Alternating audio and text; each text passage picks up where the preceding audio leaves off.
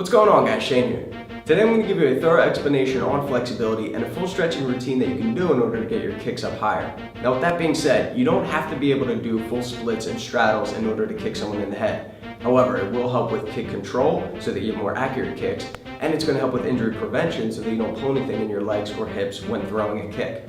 We're going to start off with a mobility dynamic warm-up before we get into our static holding stretches, because you want to make sure your body is warm before you start going into those splits and straddles. I just woke up, so I need to make sure I get a proper warm-up in. Let's get it started. Getting started with our dynamic warm-up, I want you to remember these as like calisthenics, things like squats and lunges to warm up the muscles. Our muscles are like taffy. If it's cold and you pull it, it's going to snap. If we warm it up first, it's going to get nice and stretchy, and that's what we want. So we're going to start from the bottom with our calf raises. And with each one of these exercises, we're just going to do them for 30 seconds. Starting from the bottom, then we're going to work our way up. So after 30 seconds of calf raises, and you can go inward with the toes, outward, straight forward, then widen up the stance for squats about shoulder width apart a little bit more. And when you do your squats, you want to go nice and deep, nice and low. And the calf raises will help with mobility. It'll help you drop lower into your squat. You want to make sure that your butt goes past your knees. You want to go past that 90-degree bend. You're not going to injure your knees. Just make sure you drive your knees outward, not inward. And if you don't have any extra weight, you should be fine. So we're going down into these squats again for 30 seconds. And then we're going to work our way up a little bit more into the hips and keep working the legs with lunges. And you can just do an alternating lunge. You can do a warrior lunge where your arms go straight up and you get that nice stretch up to the ceiling. All right, again with these, you don't want your knee to go past your toe like this. You don't want your weight to go forward. Your knee should be directly over your heel. You can reach up to the ceiling and keep your hands at your side. Again, 30 seconds, just alternating, working those legs and starting to hit the hips as well. From here, we're gonna get lower abs. We're gonna go hamstrings, hands on the hips, and we're just gonna do hip rotations. All right, we're gonna go 30 seconds in one direction, and then we'll switch, and then we'll go the other way. From here, what I like to do are twists. Again, we're going to hit the lower back. Everything in the core area is going to be worked when we throw kicks. So we need to make sure that we do warm it up. So we're going with these, again, 30 seconds of twists. And there's other exercises that you can do, like gate walks is another one that I really enjoy. So you're going to bring your knees straight up, you're going to keep your toes up high, then you're going to bring your leg out 90 degrees. Nice and controlled, you're going to touch your heel to the ground and you're going to come right back up, forward, heel touches the ground, up, out, down, 30 seconds on this side, and then you'll switch. And this is also going to help with balance as well. All right, gate walks, up, out, down, up, forward, and down. Okay, and like I said, you can mix it up. You can do variations of these. One last one that I really like to do before we get into our static stretches is side lunges. So you'll notice that these really do emulate going down into a static stretch, except we continue to move, and that's what a dynamic warm-up is. We're not in a static holding stretch. It's more of that mobility so that we can get into the position and just warm the muscles up. So toes are facing outward. We're going to drop down to one side, up and to the other, up and to the other. And if this is too challenging, if you feel like when you get to about this point you're already getting a stretch, then I want you to do other things like sumo squats. So you're going to go toes out and drop all the way down. Not as much of a stretch here, but you're still going to warm up the muscles. And remember, it's a process. You have to stick with it. You have to be doing your stretches, 3-5 times a week, if not more. You can do them daily, absolutely. And with these stretches, whether it's dynamic or static, you can do them pretty much anywhere. In the office, while watching TV, while checking your phone. And that's the mentality that you need if you want to get flexible. Okay, so let's say you did about 3 to 5 minutes of a warm-up. You're sweaty now, and that's what you want. You want to be doing your jumping jacks. You want to be using a foam roller if you have one, or deep tissue massage, or even just take a hot shower. Get the muscles warm before we start to stretch them. Now from here you can go into your workout, right? You can do your shadow boxing, you can do your heavy bag, you can practice your kicks and what have you, and then you can get into your static stretching. Or if you're just focused on stretching today, dynamic warm-up, then static stretches. Okay, so the first one that we're going to do is probably my most hated one, is a hamstring stretch. So from your butt, legs are completely straight. And again, you want to make sure that your hamstrings are warmed up before you get into doing these. And you're just going to try to bring your chest to your knees. You're going to try to reach for your feet. Why I say it's my most hated one, I have very tight hamstrings. All right? But we need hamstring flexibility in order to throw front snap kicks, in order to extend our leg for pretty much any kick, like roundhouse kicks and side kicks. With this stretch here, you want to make sure that your knees are not bent. The second that your knees start to bend, the stretch goes right out the window. You're not hitting your hamstrings anymore. So if you can't reach your toes, that's fine. Start here, right? Start with your hands on the ground. Start with your hands on your knees, but make sure that your legs are straight. With each of these static stretches, you want to do them twice, 30 seconds each. Okay, so I will go down for 30 seconds. Every time I exhale too, because I'm constantly breathing, I'm keeping my face and body relaxed, I want to feel myself fall closer into my knees, deeper into my stretch. So, and then never releasing, never coming back.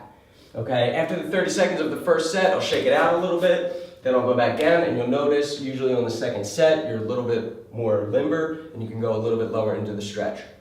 Great, from here we're going to go into the butterfly stretch, and a common mistake that I see with this one is people go like this, and they wiggle their legs. And we're going to talk about ballistic stretching after this. A little controversial, all right? But what I want you to do, again, static. The definition of static is no change. So we're driving our knees down to the ground, and we're holding it. Static, no change, no movement at all. But constantly driving our knees down. I'm trying to get my knees closer and closer to the mat as I pull in all my toes and keep my heels close to my body. Again, 30 seconds, I relax, I take a quick break for about 5 to 10 seconds, and then I go right back into it for another 30, okay? From here, we're gonna go into our straddle stretch, or front or side split, depending on what you call it. And you probably can't get into this position from the start, and that's okay. You have to understand that, right? If you start from here in the beginning, then you slowly work your way out. Again, this is why you should be doing your stretches at least 5 times a week, if not daily, okay? You'll work at it, you'll get more flexible, eventually you'll get to a point where you can get that full 180 degrees straight leg across. Again, 30 seconds, we're gonna go to our left leg, 30 seconds, go to our right leg, 30 seconds forward, we'll rest, and then we'll do the same thing again, 30, 30, and 30, okay?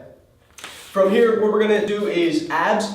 Again, if we throw a kick, you have to think about it like that. It's hips, it's core, which is our abdominal muscles, and then yes, it is our legs. But we want to make sure that we're stretching our abs, and we do that by keeping our legs flat to the ground, hips down, arms straight, arch your back, look up to the ceiling, and you'll feel a stretch, especially after doing crunches and sit-ups. You'll feel this in your abdominal muscles. Great stretch here. Then we'll roll over to our back, and we'll hit our lower back. So pay attention to this one. It's going to be legs straight. We're going to take our right leg, put it over our left leg. Take our left hand, put the elbow at the knee, and we're going to push away and twist so that we feel it in our lower back. And when you do this stretch, I don't want to do it to the point where your lower back cracks. We shouldn't crack our back, but we should feel a nice stretch. And once we start to feel it, that's when we're going to hold. It's going to be static. Okay? Again, lower back, abs, hips, hamstrings, quadriceps, glutes, calves. These are the muscles that we really need to warm up. These are the muscles that we need to stretch. When I do a full split, when I do that straddle, you can see that it does resemble a roundhouse kick, all right? So that's the motion, that's the sport-specific emulation that we want. Now let's talk about ballistic training. So this is a little controversial because in a college kinesiology class, they'll tell you to never do ballistic stretches. They say you'll be prone to injury because you're forcing your muscles to do things that they can't do naturally. And what a ballistic stretch is pretty much bouncing. It's what we talked about with the butterfly stretch. It's doing this. Maybe I can't get to this low of a position unless I'm rocking, bouncing into it. And the argument there is, well, if you keep doing it, you're gonna pull something because your muscles aren't flexible enough yet. And this is true. However, it's a good way to get to that position. It's a good way to get to that point. Ballerinas and gymnasts all do their ballistic stretches. The people in college in kinesiology classes are telling you not to do it. Who do you think has better flexibility? Probably the ballerinas and gymnasts. Now, that's not to say that you should be doing these all the time. I do them once a week. I limit them to once a week, so I find the middle ground. I understand that ballistic stretching can be done if you do it controlled and you do it correctly. However, it can cause injuries, so you need to be careful with them. What I recommend is doing a full warm-up, like I said, with a foam roller, deep tissue massage, dynamic warm-up, then your static stretches, so you're full limbered up, then you go into your ballistic stretches. So some examples of these are using a wall to practice your axe kicks or your high kicks. So I'm gonna put my right hand on the wall and we're gonna be focusing on our right leg. I'm just gonna swing back and forward. I'm gonna try to get higher and higher with each kick. Okay? Just sort of catching your leg, pushing it back down. And then what you can do from here is the side kick, and we're gonna face the wall now, and we're gonna swing through and up. Through and up. And like I said, you wanna try to get higher and higher. If you feel like you're on the brink of pulling something, obviously don't do it. You're not at that point yet, or you're forcing it too much. So what you're gonna do here, again, 30 seconds, just try to remember it that way. You're gonna go 30 seconds with your dynamic warm-ups, you're gonna do 30 seconds twice with your static, and then 30 seconds each side with your ballistic stretches, but only do these once a week. Unless you feel comfortable to do more or uncomfortable, then don't do them at all. That's fine. You'll still be able to get your kicks up high if you're doing your mobility training and your static stretches. All right, guys, thanks for watching. I received a ton of messages regarding flexibility, so hopefully this answers any questions you may have. These are just a couple of the stretches that I do. If you want more routines that you can follow along to, we do live streams on myfightgym.com. So if you want to come take a class with me, click the link in the description below and become an All Access member today. Until next time, be sure to subscribe to get the fight tips before your opponent does. I'm Shane with Fight Tips. Self-defense for the underdogs.